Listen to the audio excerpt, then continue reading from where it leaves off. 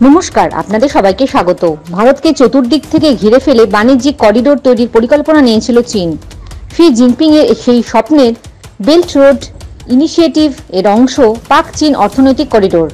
সেই করিডোরের অন্যতম গুরুত্বপূর্ণ প্রকল্প হল বালুচিস্তান প্রদেশে অবস্থিত গোদাআর বন্দর।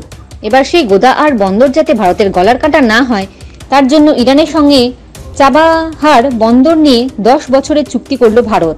আজ কেন্দ্রীয় মন্ত্রী সর্বানন্দ সোনোয়াল ইরানে যান চাবাহার বন্দর নিয়ে সে দেশের সরকারের সঙ্গে 10 বছরের চুক্তি করার জন্য। এই চুক্তির মাধ্যমে ইরানের চাবাহার বন্দর পরিচালনার দায়িত্বে ভারত নিজের কাঁধে নিয়ে নেবে। এই বন্দরের মাধ্যমে আফগানিস্তান সহ মধ্য এশিয়া এমনকি ইউরোপের সঙ্গেও সংযোগ স্থাপন করতে পারবে ভারত। ভারতের পরিকল্পনা ইরানের চাবাহার বন্দরকে ইন্টারন্যাশনাল নর্থ সাউথ ট্রান্সপোর্ট করিডোরের সঙ্গে যুক্ত করা। এই করিডোরের মাধ্যমে রাশিয়ার সঙ্গে যুক্ত ভারত।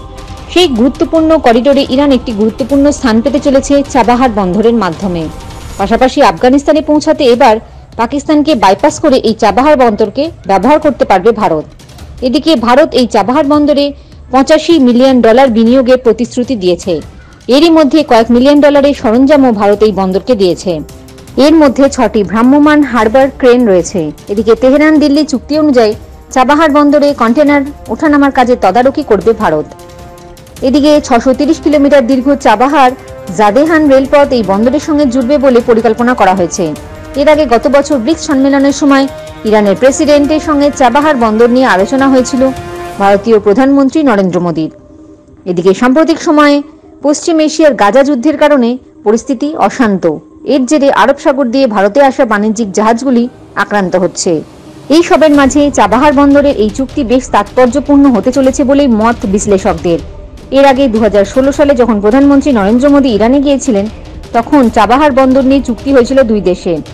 এরপর 2018 সালে ইরানের তৎকালীন প্রেসিডেন্ট হাসান রুহানি ভারতে আসেন। তখন চাবাহার বন্দরে ভারতের ভূমিকা বৃদ্ধি নিয়ে আলোচনা হয় দুই রাষ্ট্রপ্রধানের।